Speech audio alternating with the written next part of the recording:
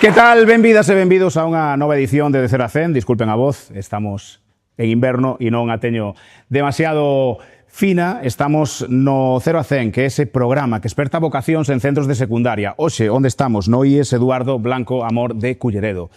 Imos a chegarnos a DeepSeek, a ChatGPT, a Grok, a Gemini, chats de inteligencia artificial que ata fai uns poucos anos para moitos usuarios eran descoñecidos. Hoxe este tipo de ferramentas razoan e ofrecen diferentes aplicacións en moitos ámbitos e xeran ao mesmo tempo un debate sobre as solucións que aportan e os riscos que agochan. Hoxe, para chegarnos a este interesante tema, imos ter con nós a unha das voces autorizadas da IA en España. Preside, de feito, a Asociación Española de Inteligencia Artificial e tamén investigadora no Laboratorio de Inteligencia Artificial da Universidade da Coruña. Vai falar hoxe con nós Amparo Alonso. Benvida. Que tal, Amparo? Toma asento, por favor. Bueno, tamén membro da Real Academia de Ciencias Exactas, Físicas e Naturais de España e asesoras incluso o goberno, ¿no?, a través do Ministerio de Asuntos Económicos e de Transición Digital nesta materia, que é a inteligencia artificial. Antes de nada, gracias hoxe por volver ao Instituto. Gracias a vos por invitarme. Por comezar un pouquiño, dicía eu que Amparo, que naceu en Vigo e traballas aquí na Coruña porque estás no Lidia, que ten nome de muller, no? Laboratorio de Investigación en Inteligencia Artificial da UDC, que era unha das voces autorizadas da IA. Sin embargo, de primeiras, cando eras máis nova, estudaches Enxeñaría Química. Por que vou por aquí? Porque hoxe temos aquí alumnos de bacharelato que están nese momento da vida que teñen a selectividade aí preto e ao mellor están moi presionados. E un pouco para que lles digas que, bueno, que a vida é longa ou non hai a veces tampouco que agobiarse moito porque ti, sendo enxeñeira química, acabas no mundo da IA. Como foi ese proceso? A ver, eu sempre digo que a vida non é unha liña recta, non? Pois hai veces que teis que chegar por algunha curva, non? Eu, en realidade, fixen o que me apetecía facer. Estuve duvidando aí, o que máis me gustaban as ciencias, entre matemáticas, física, química e tal, e decidíme por a enxeñería química. E pasei non moi ben durante a carreira, pero despois xa en Santiago, cando estaba na USC, rematara a carreira, pois resulta que entereime, eu xa empezara a facer o que hoxe sería o traballo fin de máster. Entereime de que había un grupo que facía unhas cousas que me parecían superinteresantes de programación en enxeñería biomédica, máis concretamente estaban traballando en monitorización antenatal, que é, pois, como saber o estado de saúde dun feto durante o embarazo da nai, non? Pareceme un tema superinteresante e entón, pois, ali me plantei para decirlle que me gustaría traballar en eso, non? Despois o tema da programación gustoume, xa se empezaron a organizar co CESGA os primeiros cursos de programación e xa me quedei aí, non? Despois de aí, pois, dediqueime a inteligencia artificial. En realidade, o traballo fin de máster xa foi de inteligencia artificial e dende entón, pois, amor a primeira vista. E entonces eu creo que hai que manterse un pouco alerta, estar un pouco aberto a distintas cousas que che poidan pasar, non pecharse portas e entender que a vida, pois, creo que o decía algún cantante, non? É eso que pasa mentras ti fas plans, pois tal cual. Empezas entón un pouco como programadora de enxeñería biomédica, ¿no? Dentro dese bueno, programa que te convocan un pouco, que ves ti a oportunidade de ir aí, e falamos de finais dos anos 80, máis ou menos, non? Sí. Comezos dos 90. Claro, eu dicía ao comezo que para os usuarios dos ordenadores e dos dispositivos que levamos no peto, esto dos chats de inteligencia artificial, que ahora son tan fáciles a acceder, ata fai, bueno, non sei se dicir anos ou meses, non existían. Non existían, a nivel de usuario non existían. E ti falasme de que xa a finais dos 80, pois, bueno, xa se estaban dando como pasos de introducirlle os datos a unha máquina e que axudaran, pois, a diagnosticar, ¿no?, médicamente cousas. Isto fai 40 anos, pero que a inteligencia artificial data máis ou menos dos anos 50, o nacemento. Sí. A través de Alan Turing. Quen é ese home e por que se lle considera o pai da inteligencia artificial? Bueno, Alan Turing era un científico británico, ele era matemático e non solamente é o pai da inteligencia artificial, é o pai prácticamente da enxeñería do software, non? Pois el, non sei se viches ou vistedes unha película que se chamaba Descifrando Enigma, simplemente para que nos fixemos que tipo de ordenador estábamos, de que tipo de ordenador estábamos falando, non? Tiña detrás un tremendo maquinón todo cheo de válvulas, e nese momento, pois el se plantexa esta pregunta de si poden pensar as máquinas, non? Que é unha pregunta así un pouco filosófica, non? Se plantexa, bueno, e podemos facela de outra maneira menos filosófica e un pouco máis práctica, non? E entón di, si unha máquina é capaz de facer un traballo intelectual e non somos capaces de diferenciar ese resultado do que faría un ser inteligente como unha persona, entón diríamos que a máquina é inteligente, non? Digamos que el o pon desde un punto de vista práctico e fai esta teoría do que se chama o xogo da imitación, non? Que é o test de Turing. Eu si teño un terminal, que foi un test de Turing moi orientado á linguaxe natural. Eu teño un terminal nunha habitación e outro terminal en outro.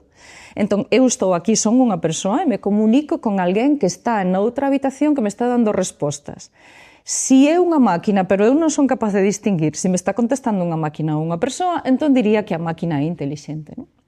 Entón, non solamente fala desto, sino que el tamén di, a diferencia do que dixo Ada Lovelace, que foi a primeira programadora, el opina que o software, que un programa pode facer cousas creativas, distintas, un pouco do que ti lle enseñaches a facer exactamente, e incluso vai un pouco máis alá, por iso é o pai da inteligencia artificial e di, e non temos que facer unha máquina que sexa xa intelixente dende o principio, non?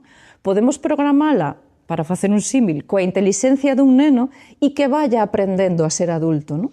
Entón, esta concepción da aprendizaxe tamén é algo que el fai. Entón, pensa que as máquinas poden ser creativas, elabora toda unha teoría a partir desto e, bueno, pois é un visionario, non? Moito máis se nos fixamos con de que tipo de máquinas estamos falando. Claro, isto que nos está explicando Amparo Alonso, que preside a Sociedade Española de Inteligencia Artificial e é investigadora no Lidia da Universidade da Coruña, parecese moito isto de Turing ao que facemos hoxe, abrindo ChatGPT ou Grok, de facer unha pregunta e que nos veña unha resposta, que foi o que conseguiu el con dúas máquinas situadas en dous espazos diferentes, non? E neste aprender das máquinas, no, que mencionas un pouco, imos a chegarnos a esta sensación que a veces temos todos cando usamos pois, os nosos teléfonos ou o ordenador, de que parece que nos escoitan, parece que nos coñecen. Isto de que, no, que busquei unha cousa en internet e despois a publicidade que me sae está relacionada con iso. Ou estou facendo un traballo e documentome a través dun buscador e despois, como que o buscador xa me ofrece na barra de navegación que busque cousas parecidas ás que xa busquei. Isto é o que se chama o algoritmo, non? Ou non, non sei. Que papel xoga isto do algoritmo e desta interacción que temos coas máquinas? Que papel xoga o algoritmo tamén na inteligencia artificial? Porque tendo que é a maneira de que a inteligencia artificial cada vez nos coñeza máis, non? E vaya sabendo máis os nosos gustos e o que queremos. Claro, a ver, hai algoritmos que non son de inteligencia artificial, vale? É dicir, cando temos un programa que fai unha raíz cuadrada dun número ou che calcula un resultado dunha ecuación complexa, eso tamén é un algoritmo, pero non necesariamente é inteligencia artificial, non? Porque que fan os algoritmos que ti me estás comentando? Pois os algoritmos que ti estás comentando, pois claro que te escoitan e te coñecen, van vendo que consultas, canto tempo pasas nesa consulta, que intereses vas tendo, que é o que che gusta máis e se che dan opcións escolles. E claro, van aprendendo cousas sobre ti porque ti lle vas dando eses datos e entonces, bueno, pois eso ten aspectos indudablemente positivos, pero tamén ten outros, digamos, que non son tan positivos porque alguén que é o que diseñou o algoritmo, pois o diseñou cunha finalidade, non? Pois terte enganchado nunha plataforma de venta, terte enganchado nun certo sitio, e, bueno, pois para isto tamén está a xogar coa nosa intelixencia, non? Hai que usalos porque, bueno, hai que usalos. eu os uso, dende logo, porque teñen moitísima utilidade e son a inteligencia artificial pois nos deu moitísimos avances en campos como a medicina, a loita contra o cambio climático, un montón de campos nos que hoxe en día avanzamos gracias a este tipo de algoritmos, pero bueno, tamén hai que estar un pouco precavido frente a todos os problemas que pode traer pois a privacidade dos nosos datos, que pode ser que non a teñamos garantida, ou estar sempre nunha burbulla que non che deixa sair de aí para afrontar pois outros puntos de vista, outras cousas. Isto tamén hai algoritmos que traballan con ofrecerche cousas diferentes, ¿no? Esto que se chama en inglés a serendipity, ¿no? Intentar ver si queres sair tamén desa burbulla e aceptar outras cousas que che poden encantar, pero que son moi diferentes do que ti estás consultando, ¿no? Ou seja, xa chega un punto no que a propia inteligencia artificial e os algoritmos estánse dando conta de que si buscamos sempre o mesmo e ofrecemos sempre o mesmo, que estamos polarizando un pouco e perdendo o sentido crítico, ¿no? Porque, quero dicir, en redes sociais, non vou mencionar ninguna en concreto, pero se tú nunha rede social sigues un determinado pensamento ultra, dame igual, non vou a dicir nin de dereitas nin de esquerdas, o máis habitual é que despois todo cho ensine dese pensamento ultra, entón acabas tendo unha perda total do espírito crítico, ¿no? Claro, e tamén é unha forma de enganchar os usuarios, non? Porque hai moitos estudos que che din que claro, se che gusta o que oes, ¿no? E o que ves. Claro, e que ademais este enganche que temos a toxicidade, vamos a chamar así, ¿no? De algúns argumentos, pois é unha forma de terte aí consumindo contido na plataforma. E por eso hai tamén estas disputas, non? Entre todo o importante que é para nos en Europa o tema da regulación da inteligencia artificial, non? Que xa temos unha regulación sobre que cousas debemos facer ou non, ou se poden usar ou non en Europa, e en outros países, pois como en Estados Unidos, pois non hai. Eu ainda onte iba escoitando na radio este manifesto que fixeron actores, guionistas, directores, productores da industria de creación, digamos, de norteamericana, porque queren protección frente ao que fan os grandes tecnócratas que poden reproducir pois a voz da actriz ou do actor que queiran, ver a súa imaxe, e aí estamos tamén no tema do pois atentados á democracia, todo o tema dos deepfakes, que cada vez é máis difícil diferenciar que é verdade e que é o que fixo a inteligencia artificial manipulando imaxes ou sonido, por exemplo. Bueno, de feito, moi preto daqui, que estamos en Culleredo, na Coruña. Coruña vai ser a sede dun organismo que decidiu crear o goberno, que é a AESIA, a Axencia Española de Supervisión da Inteligencia Artificial, que está ben liderar un pouco eso, ¿no? Porque a inteligencia artificial é un fenómeno moi recente, pero carente en principio de ética, de moralidade, o que estamos falando, entonces precisa un control humano. Totalmente, sí. En Europa temos unha legislación que é o AI Act, unha regulación de que cousas se poden facer con inteligencia artificial e que cousas non. Entre esas está prevista a creación de axencias de supervisión en todos os países. España foi o primeiro país de toda Europa que tuvo unha axencia, a que está na Coruña, porque nos ofrecimos como campo de probas para esta regulación. E a regulación non traballa exactamente en regulación por campos, non? É dicir, hai cousas que obviamente están prohibidas pois na medicina ou no dereito per se, pero o que é a regulación europea traballa por niveles de risco. Entón hai cousas, hai situacións que son de ningún risco, pois falar con un chatbot para dar parte dun accidente que teñas ao teu axencia de seguros, iso non ten moito risco. Outras cousas que son de alto risco, donde aí a legislación incide moitísimo e é donde vai a ter que facer un esforzo todas estas axencias para ver que é o que fai o algoritmo, e hai que dar moitos datos sobre el, auditalo, poder ver se ten explicacións, etc. E estos van a ser todas as aplicacións que teñan que ver pois cos nosos dereitos, con algún tipo de influencia nos nosos dereitos fundamentales, pois todo o que ten que ver con emprego, con educación, con sanidade, etc. ¿no? E logo hai cousas que están prohibidas, como que están permitidas en outros países, ¿no? Por exemplo, China, como é o ordenación das persoas conforme a certas características que o goberno pois pode ter interés en elas, e digamos que as usa tamén para saber se eres un bo cidadán ou non tan bo, e entonces pois che pon, entre comillas, as multas e non podes acceder a certos sitios, cousas deste estilo, pois en Europa están prohibidas. Claro, aí xa entramos, falabas antes un pouco da industria dos creativos e demais, hai unha serie moi boa, boísima, que é Black Mirror, que se pon como nese futuro distópico de cara a onde imos na relación dos humanos e a inteligencia artificial, non?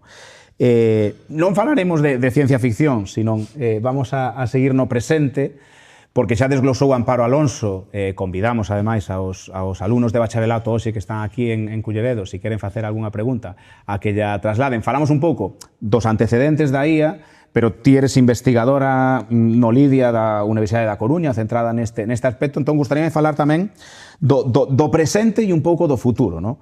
O presente, voume remontar a un capítulo do teu currículum que xa nos dixeras que empezaches en biomedicina un pouco, non? Eso levouche a Estados Unidos, ao Colexio Médico de Xeorxia. A día de hoxe creo que a medicina, ou o diagnóstico médico, é un dos eidos nos que a inteligencia artificial, non vou dicir que sexa imprescindible, pero sí que logrou, non sei se por evadir calquer tipo de subxetividade e centrarse simplemente en analizar numéricamente cousas, que vamos, que está moi presente xa na medicina, non? Cales dirías tú que son actualmente un no presente as cousas nas que a inteligencia artificial xa está aquí e xa chegou para quedarse?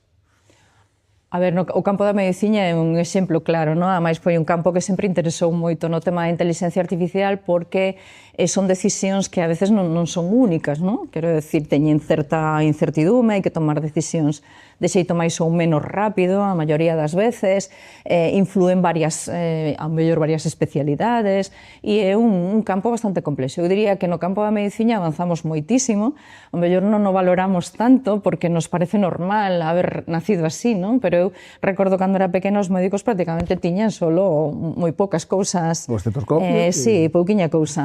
Hoxe en día hai un montón de probas que poden facer e casi todo o que ten que ver con imaxe médica, pois o que son radiografías, tomografías, etcétera, etcétera, está asistido por inteligencia artificial, non? Porque as máquinas son capaces de topar eses pequenos indicios de patrón que o mellor o ollo humano aínda non é capaz de apreciar e claro, os médicos digamos que tamén cando máis experiencia van tendo normalmente consiguen mellores diagnósticos e a máquina é capaz de aprender muitísimo máis rápido con muitísimos máis datos que calquera persoa, non? Entonces, nos campos de medicina, especialmente no que imaxe... Oncoloxía incluso, non? Que sí, ese diagnóstico claro. Temperá. Xusto, entón eso todo é moi importante e toda a parte tamén do que hoxe chamamos a medicina 4P, non? Que é isto de medicina preventiva, predictiva, personalizada, pois porque son, tú estes como invitado anteriormente a xente que traballaba neste campo, no? Poder descubrir pois un fármaco personalizado cunha dosis personalizada para este tipo de tumor desta persoa, no? Que reacciona dunha maneira determinada, o ser capaz de descubrir novos fármacos, o ser capaz de pois iso, ser moito máis personalizado e poder avisarte, creo que en algún programa que tuvestes tamén se veía, bueno, pois que eu podo decirche que a túa xenética ou a túa xenómica pois o que indican é que podes ter esta enfermidade e entón pois o podes saber, que non se sabe se a vas a ter ou non, pero podes prepararte para todo eso, ¿no? Podes intentar, pois, previr todo isto. Entonces, a parte preventiva, de predicción, de personalización, está moito máis avanzada, non? E nos permite tamén, por exemplo, outra cousa de medicina que usamos un montón e que ten inteligencia artificial son os robots da Vinci, non? Estes robots para operar que seguro que escoitastes nas noticias que todos os hospitais o solicitan porque podes facer moitas máis operacións e, sobre todo, para os pacientes é moitísimo mellor, non? Porque se teñen que facer calquer tipo de ciruxía, pois son moi precisos, non necesitan un posoperatorio longo porque non tens que abrir tanto, son... Xusto, todas esas cousas. Entonces, son mínimamente invasivos tamén. Correcto, entonces todo eso, e incluso podes operar a distancia, non? Algúnha vez nos periódicos pois vemos que un ciruxano de primeiro nivel pois pode operar pois en África ou en un territorio que está máis aillado pois por estes temas, non? E logo todo o que ten que ver, pois imagínate, coa xestión enerxética, que podemos tela moito mellor gracias á inteligencia artificial, todo o que ten que ver co cambio climático. Eu creo que hoxe en día o difícil é topar un campo no que na inteligencia artificial non este, non sexa interesante, incluso, xa che digo, en temas de creatividade, en cousas de... Sí. E o futuro, o sea, isto de que cada vez a IA vai a máis e estea máis presente, como vai ser? O sea, por que a IA cada vez vai a gañar máis peso nas nosas interaccións sociais, laborais? Vamos a seguir alimentando con datos que a inteligencia artificial vai a interpretar? Porque, bueno, digamos que antes non dábamos casi ningún dato digital e agora estamos totalmente digitalizados. Entendo que a inteligencia artificial do que bebe é dos datos que se lle dan e que os interpreta. Cantos máis datos lle demos, máis complexa vai a ser a IA ou cara onde vai o futuro? Bueno, todo isto ten moitas aristas, non? Sí. Entón, sí que é certo que o proceso de digitalización, pois o que fai é, claro, aumentar a capacidade e a potencia da inteligencia artificial, non só eso, que agora temos datos de prácticamente calquera cousa que se poida sensorizar, non? As nosas experiencias persoais, pois as viaxes, o teu historial médico, o teu historial educativo, todo está digitalizado. Senón que tamén temos outras ramas da inteligencia, indo cos datos, non me perdo agora, sí. Claro, cada vez temos máis datos e obviamente os modelos poden ser máis complexos. Pero eso tamén ten un certo punto porque a legislación da que falábamos antes tamén o que di é que os modelos teñen que ser sostibles, non? O crecemento en consumo enerxético dos modelos de inteligencia artificial foi brutal durante os últimos anos, sobre todo con estes modelos que veñen do que se chama inteligencia artificial xenerativa, non? Que para entendernos unha cousa é unha inteligencia artificial que usa datos e para que o entendamos, pois un buscador, o buscador típico de Google ou de outra plataforma, usa inteligencia artificial, pero che devolvía respostas que ti tiñas que elaborar, non? Digamos, che devolve uns links e ti vas, e miras e fas a túa información aí. A xenerativo que fai é xenera contido, non? Entón, se ti fas o mesmo e dis a calquera destes chats que falaches antes, que che conte algo sobre un tema determinado, non che pon uns links, nin che di onde consultar cousas, che fai un texto de bla bla bla, que che pode dar tamén referencias, non? Pero o xenerar inteligencia artificial, todo eso é moito máis complexo, as estruturas son moito máis grandes. Estamos falando, por exemplo, para que nos fagamos unha idea, de que ChatGPT pois necesita como 1 trillón de parámetros que hai que axustar durante o entrenamento para poder funcionar. E iso, aparte de que, claro, é imposible dar unha explicación para un caso, o sea, sí que sabemos que é o que fai o algoritmo, pero non para un caso moi concreto, non che podo decir que fai porque non sei facer nada que poida entender un ser humano con ese trillón de parámetros. Non che podo decir, pois no teu caso que pasa que o parámetro 27... E despois, outra cousa que pasa é que o consumo é enorme, non? Por exemplo, entrenar ChatGPT pois ten un consumo que, para que nos entendamos, é o equivalente a arroxar unhas 550 toneladas de CO2 á atmósfera, non?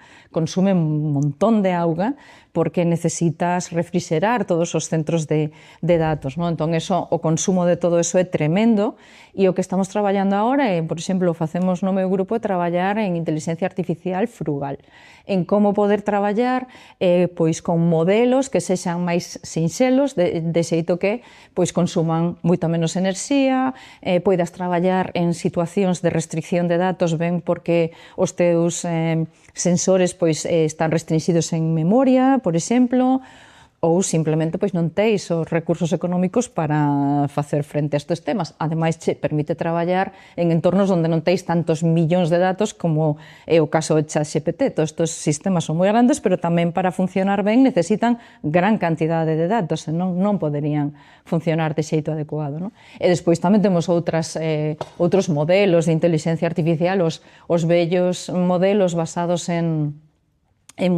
aprender da experiencia dos humanos, que teñen un coñecemento explícito, non? Agora, digamos que están máis en boga tamén porque necesitamos dar explicabilidade a unha solución que che chegue por inteligencia artificial, non? O que comentaba antes, pois eu teño un sistema de alto risco en medicina e eu quero saber por que non me dan este tratamento determinado. E teño dereito como usuario a que mo diga e o sistema mo ten que explicar dun xeito que eu poida entender. Aparte de que para un profesional médico que tamén ten a responsabilidade de decir algo, pois tamén é necesario que lle dé unha explicación. E estes modelos de explicación pois os pode dar algún outro tipo de inteligencia artificial, non? Así que é un campo... Temos moito futuro para diante, así que hai sitio para todos estes rapaces novos. Claro, está moi ben que investigadores de IA falen da sostibilidade do sistema e ao mesmo tempo tamén hai un concepto que existe que non nos volvamos tampouco demasiado dependentes, ¿no? Dicías antes, ¿no? Que hai un cirurxián que o mellor está en Europa e pode operar en África.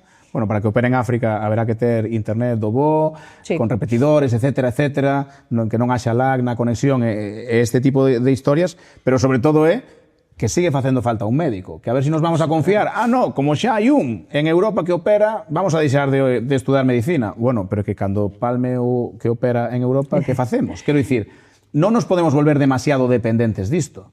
Non, de xeito, quero decir, de feito, perdón,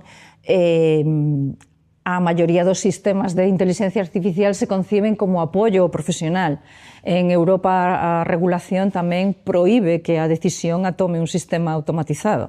A ten que tomar alguén que sexa unha persoa humana, non? O primeiro, en Europa se fixe un estudo en pilares éticos da inteligencia artificial e un é a responsabilidade humana. E fíxate, volvendo ao tema da medicina e collendo este mesmo exemplo, cando falábamos antes dos médicos de fai 60 anos que non tiñan nada prácticamente tecnolóxico para usar, os médicos hoxe en día teñen un montón de tecnoloxía ao seu alrededor e seguimos necesitando médicos. Non solamente eso, senón necesitamos cada vez máis médicos.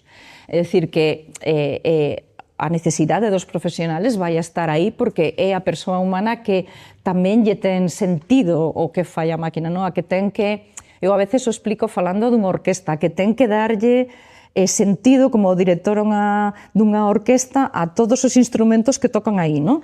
Que fai a máquina, que fan as persoas, como xuntar todo eso para obter un son adecuado, non? O mellor a máquina me está dicindo que sí, que ten un tumor en este sitio e eu teño que saber pois en que como lle vou decir ao paciente, como ordenar eso na vida desta persoa, como xestionar co resto de especialistas que estén implicados aí, é dicir, moitas outras cousas. Non podemos deixarllas as máquinas e está prohibido tamén por a regulación en Europa. E que o reto da IA, agora que falas tamén da regulación, é un reto de toda a sociedade porque incluso a nivel xudicial, ético, temos que ver como a integramos, quero dicir, cando un médico comete un error por desgracia, ou pode haber unha neglixencia, hai un médico o que o sistema xudicial lle pode reclamar algo. Se fora unha máquina non sería así. Ponse sempre o exemplo do coche autónomo, que o mellor atropella a unha persona e non vai alguén conducindo. A quen se lle piden responsabilidades aí? Está como que tamén hai que legislar, e ver como controlamos a inteligencia artificial. Sí, xusto, aí tamén está co tema da responsabilidade, que é a regulación di que ten que ser compartida e proporcional.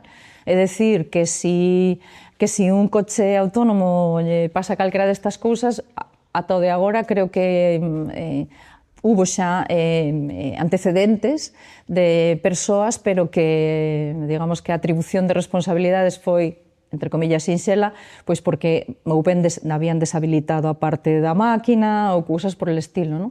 Por o estilo, pero sí que terá que ser distribuída entre quen fixo o algoritmo, a empresa que sí que dixo que estaba ben, a xencia que certificou que eso era correcto, que a certificación, ademais, non é paso único, quero decir, ti teis que facela periódicamente, non é que algo así máis parecido á ITV dos coches, non?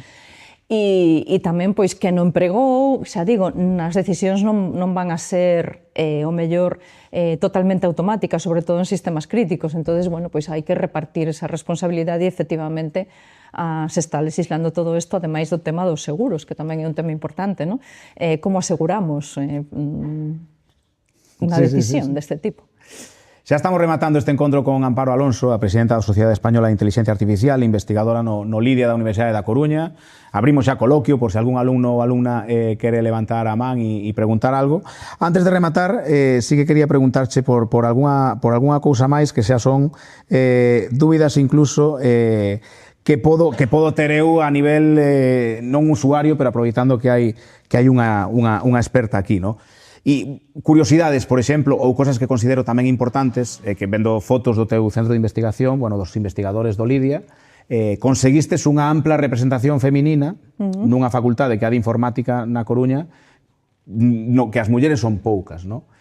Creo que é importante, por todo o que falou Amparo Alonso da inteligencia artificial, que haxa unha representación feminina equitativa nalgo que dá respostas as preguntas que facemos, non? Ten que estar representada a muller especialmente, primeiro porque a metade da poboación, non? Pero sobre todo porque moitas das propias usuarias da IA sodes mulleres.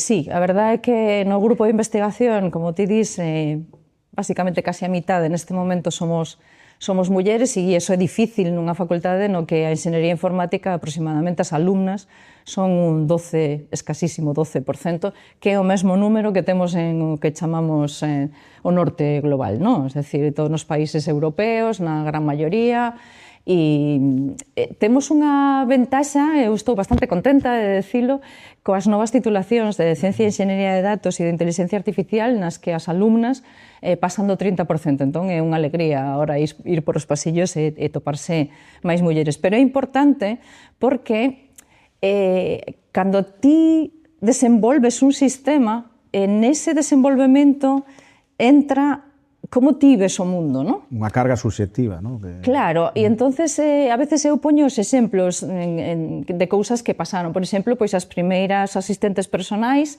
o famoso Siri, por exemplo, pois non tiñas opción de que tuvera unha voz masculina, tiña unha voz femenina, non? E era unha voz así como bastante servicial, incluso si lle facías insultos, hai un libro que se escribiu sobre isto, que escribiu a UNESCO, que se chama Me sonrojaría si pudiera, e vos podo asegurar que era para sonroxarse, pois se fala destas cousas, non? Hoxe en día pois xa hai a posibilidade de ter esas voces e incluso o contraste era grande entre as voces de máquinas que tiñan voz masculina porque eran máquinas con autoridade, por exemplo, o famoso Watson dos concursos dos Estados Unidos, que é a autoridade do que é correcto, pois ese tiña voz de home, mentras que se che axudaba, era un asistente personal, pois tiña voz de muller. Ou as profesións que en Estados Unidos, pois, o vocablo o mellor é neutro, non? Cando dices médico dices clinician, pero o traductor traducía médico. Claro, se estamos falando de profesións como médico, enfermera e asumimos este tipo de situacións, enxeñeiro, pois perpetúa roles. Entón, é importante porque a xente non o facía mal, non o facía por mal, quero decir, o facía, bueno, pois porque para eles era a visión do mundo normal, ninguén se parou a facerse esa pregunta, non? Digo, se todos temos as mesmas ideas, é difícil que surxa unha cousa diferente, non? O mesmo tema por o que por exemplo, os síntomas dun infarto nunha muller son distintos no síntoma de infarto en un home, e tamén o tratamento é diferente. Entón, se ti non teis en conta a toda a población, pois en realidade estás maltratando a mitade, non? Entón, necesitamos esa diversidade en xeral, pero non só en xénero, que por suposto, sino tamén pois, en cultura, en poder preservar a nosa cultura a través da inteligencia artificial, que ten que ter un sentido, non? Eu publiquei un artigo na Voz fai un pouco que se chamaba as 3 S da inteligencia artificial, non? Que son o sentido. Para que queremos usar esta inteligencia artificial? O sea, non usar a inteligencia artificial porque sí, porque se pode usar, sino que queremos realmente que faga. A sostenibilidade, que creo que tamén é importante, e logo que é a soberanía digital, non? O tema de ser dono da túa cultura, porque vemos que estes chatbots, pois o que fan é ser propagadores dunha cultura que ven dun sitio determinado. Non? E entón, bueno, pois tamén temos nós que ser donos das nosas cuestións culturais que nos diferencian de outras culturas. Amparo Alonso, moitas gracias por ter estado hoxe con nós. Se algún alumno ou alumna que Amparo está querendo que quizáis na Facultade de Informática vayan alumnas e incluso que acaben no Lidia, podedes preguntarlle dúbidas ou calquera cuestión que non preguntara eu, ou sí, ou recuncar nalgúna que eu lle preguntara, e se non, é que o fixemos moi ben, Amparo, o mellor. Pode ser. A pesar de que non somos xía, que somos aínda de carne e oso, debimos de facelo bastante ben e non teñen ninguna dúbida. Pois, vale, sí, espera que... Nada, suxeita isto simplemente e pregúntanos o que queiras. Como te chamas? Chámome Alma e teño dúas preguntas. A primeira é, cal é a parte máis complicada do teu campo de traballo? É boa esa. E amplia, o mellor. A parte máis... A ver, é que, sabes, a inteligencia artificial é un campo moi amplo, non? Ten moitas partes diferentes. Entón, hai xente que traballa en linguaxe natural, por exemplo, que non é o meu campo de especialidade. Eu uso ferramentas de linguaxe natural, pero non desenvolvo ferramentas. Eu creo que hai que diferenciar, non, entre a xente que utiliza cousas e a xente que é capaz de desenvolver cousas novas. Entón, en linguaxe natural eu non traballo en visión artificial, por exemplo, que é tamén a capacidade que pode ter unha máquina de entender pois un vídeo ou unha imaxe, non? E darlle un sentido ao que está vendo. A miña parte é de traballo, eu traballei en inteligencia artificial simbólica e agora traballo en o que se chama aprendizaxe automático, aprender a partir de datos. Que pasa coa disciplina? Bueno, pois que necesitas un bagaxe importante de matemáticas para poder desenvolver e traballar con algoritmos que son bastante sofisticados. E unha cousa que eu tamén lle incido aos alumnos e é que a veces vemos o tema dende un punto de vista moi abstracto e eu creo que eso non é correcto. É dicir, os datos, é verdade, son datos e che dá igual se son de A ou de B, pero a interpretación deses datos non é o mesmo, porque as cousas teñen un sentido, como din antes. Non? Entón, saber un pouco do campo no que estás traballando, non?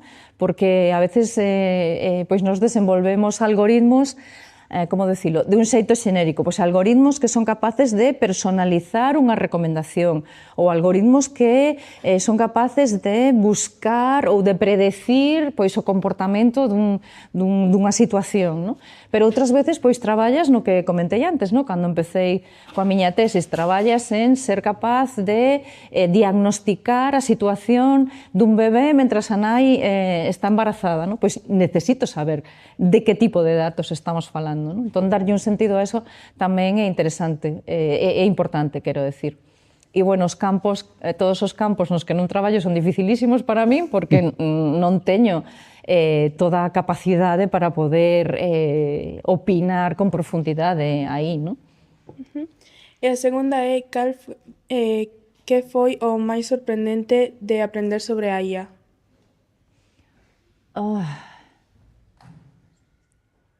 Pois non sei que decirche aí. O máis sorprendente...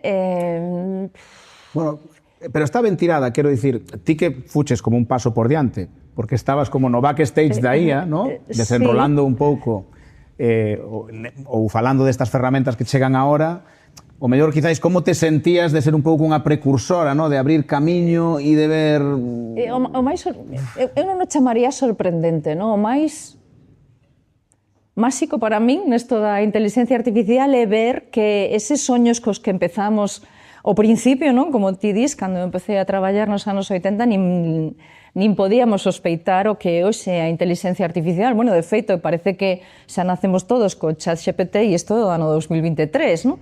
Entonces, esta capacidade que teñen realmente os algoritmos para aportar solucións intelixentes a problemas, non? Moitas gracias, Alma. Alguén máis quere trasladarlle algunha pregunta? Sí, tes unha por aí? Non? Non tes nada? Vale.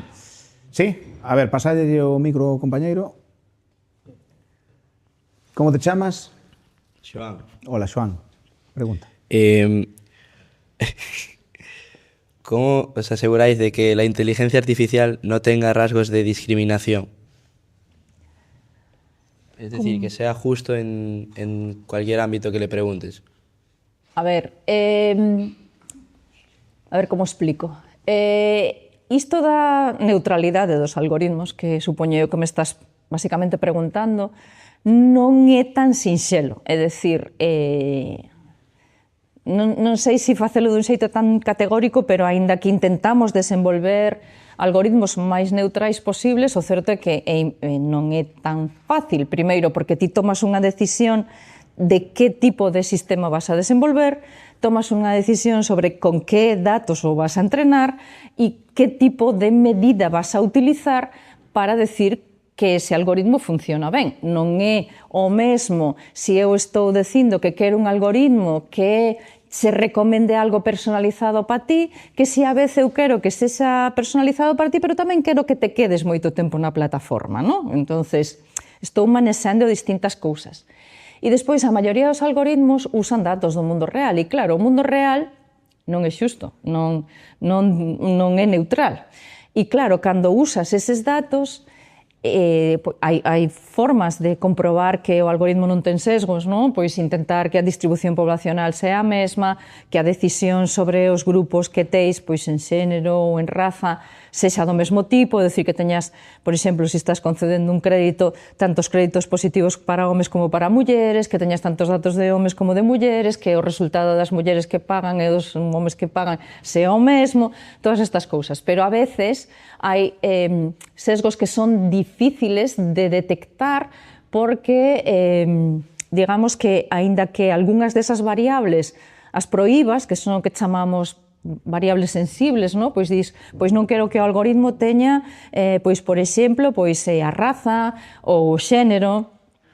Pois claro, hai outras variables que che poden indicar cousas. Por exemplo, se eu proíbo ter un dato sobre o nivel de ingresos económicos dunhas persoas que estou manexando nunha cidade, pero sí que manteño o dato do código postal, pois o mellor o código postal é un certo indicador do nivel económico, porque claro, dependendo de onde vives, pois o mellor os centros das cidades ou certos barrios, pois todos sabemos que pois a vivenda máis cara, máis barata, etc.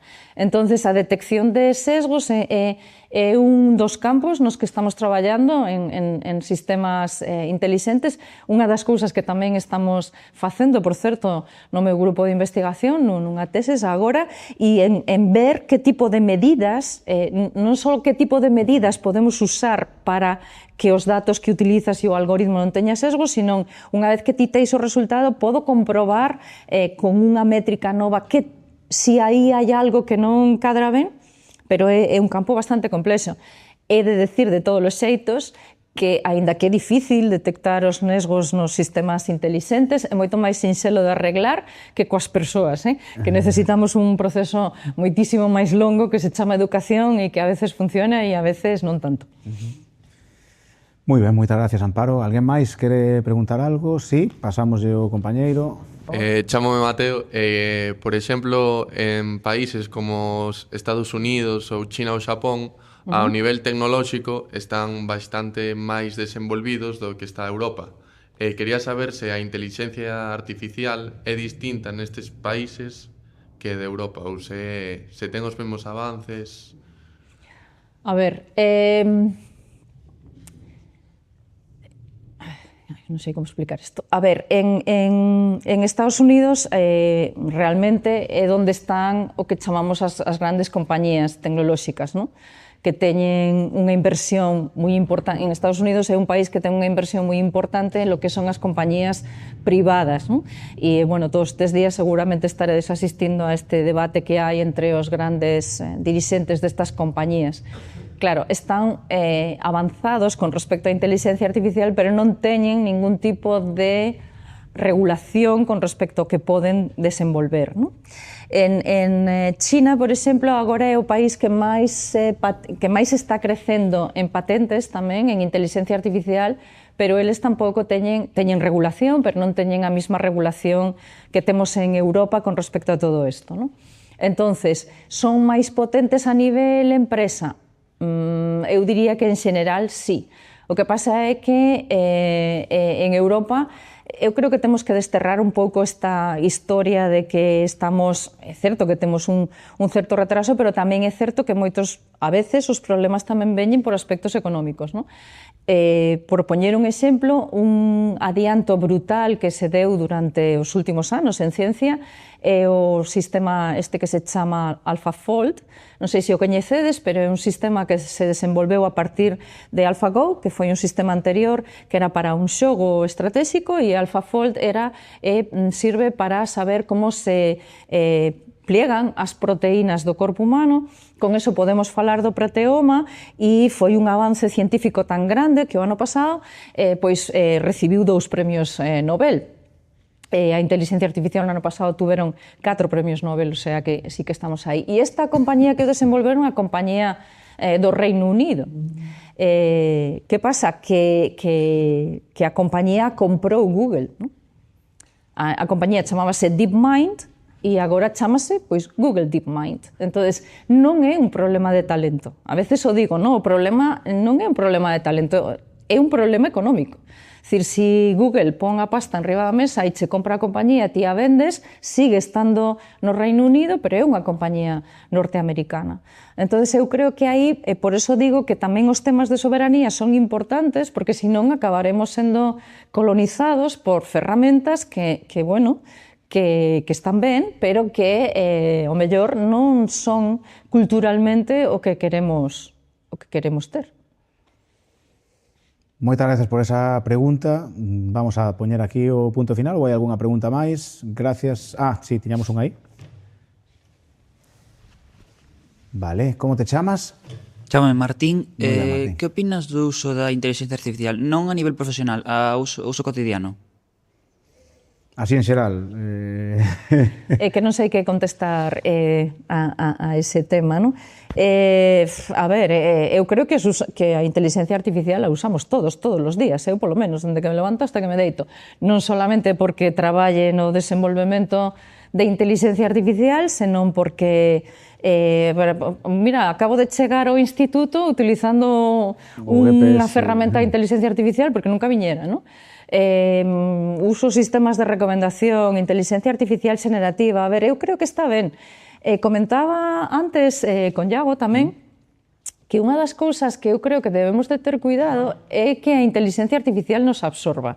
Está ben usar as cousas, pero non está ben que as cousas te usen a ti, ao meu xeito de entender. Entonces, comentaba a anécdota de que eu antes, por exemplo, escribía de que eu escribo textos, por exemplo, en inglés, e ao mellor lle pido a algún destes chats que mo poña mellor para un determinado tipo de cousa, para que sexa máis formal, para que sexa un pouco máis levadeiro, para que sexa máis informal, e mo adapta.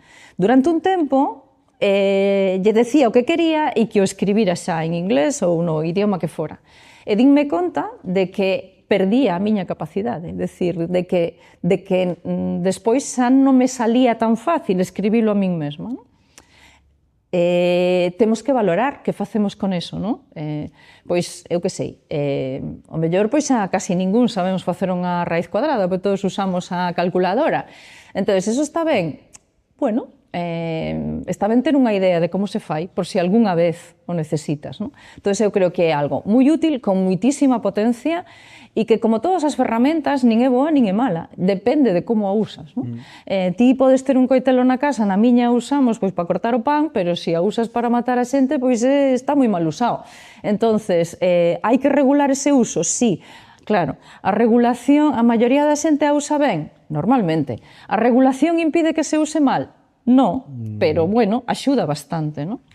Entonces, isto é unha cousa importante. E con respecto á pregunta de antes, estaba pensando eu que outra cuestión tamén é a inversión económica, non? Entón, isto da ciencia necesita unha inversión económica regular que en algúns países non o teñen en conta. Eu creo que Europa se ten que poñer as pilas con eso, e España moi particularmente, non? A carreira investigadora ten que ter unha estabilidade que ya ten que dar tamén dende os poderes públicos. Perdoa, que querías preguntar outra cousa. Sí, outra pregunta. Xa non a nivel cotidiano, en todos os ámbitos, crees que Xa non hai? xa non a nivel cotidiano, en todos os ámbitos, Sí. crees que empregamos o todo potencial o todo o que realmente pode aportar a inteligencia artificial hoxe en día, ou que a desaproveitamos Si un pouco? pagas o premium, sí, si no, no? No, eu creo que nos queda moitísimo aínda por desenvolver, Date conta que non temos unha inteligencia artificial completa no sentido de que non hai limitacións, o sea, non teñen sentido físico das cousas, poden suxerirche cuestións que ao mellor pois non son adecuadas en un determinado contexto, queda investigación e investigación por facer e cousas por desenvolver, e como digo eu, tampouco que poidas desenvolver calquera cousa pode ter sentido. E outro exemplo é o tema da clonación. Por exemplo, podemos, cando empezaron a ver todo este tema da clonación, no? Pois se lle puxo unha cortapisa, pois se pode clonar, pero non persoas, ou se pode ter enerxía nuclear, pero con certas restriccións. Este mismo tipo de situacións, por eso decía antes que a regulación é importante, porque ao mellor a capacidade é moito maior, pero quizás non queremos que a teña. Sí, vale, pero sé que hai moitos avances, pero tendo en conta o nivel actual no que está desarrollada a inteligencia artificial, crees que por feito de ser tan nova a xente non somos capaces de realmente empregala do xeito idóneo? A inteligencia artificial é que non é tan nova, Estábamos falando antes de que do ano 1956 con ese nome. No, e que o emprego idóneo ou non depende de Claro, do que depende de ti... cada usuario. Claro. Si ti sabes como usar adecuadamente unha ferramenta, pois sacarás máis partido, non? Todo este tema, ao mellor te refieres a IA generativa e isto dos chatbots tipo Gemini, ChatGPT, todo eso, pois claro, depende da túa habilidade para realmente preguntar o que queres que che conteste, non? Os prompts, non? Prompts, sí, o tema do prompt engineering, non? O tema da enxeñería dos prompts, como preguntar algo para que garantizar que a resposta que teis era o que ti querías, non? Eso, pois claro, como a todas as ferramentas, depende como as uses. Gracias a este alumno, a todos os que estiveron hoxe con nós, e gracias sobre todo a Amparo Alonso, a presidenta da Sociedade Española de Inteligencia Artificial, investigadora na UDC no Laboratorio Lidia. Oxalá algún destes alumnos que hoxe asistiron aquí a esta charla no IES Eduardo Blanco Amor de Culleredo, pois os teñas pola facultade en algún momento. Oxalá que me saluden. E xuntos sigades aportándolle a esa IA, pero que aporte, que nos mellore, que non perdamos o sentido crítico e non perdamos, creo que o concepto está moi ben, unha desas eses, a soberanía, ¿no? A soberanía europea, sigamos investigando en Europa e sumándonos a ese carro, e a soberanía tamén persoal, ¿no? Sigamos sendo donos nos das nosas ideas e empreguemos a IA para que nos mellore. Gracias, Amparo, por estar con nós. Damoslle un aplauso, por favor. Gracias. E a todos os que siguen este programa de 0 a 100 que na Voz de Galicia facemos coa Consellería de Educación, permanezan atentos porque imos ter máis profesionais con nós en vindeiras datas. Moitas gracias.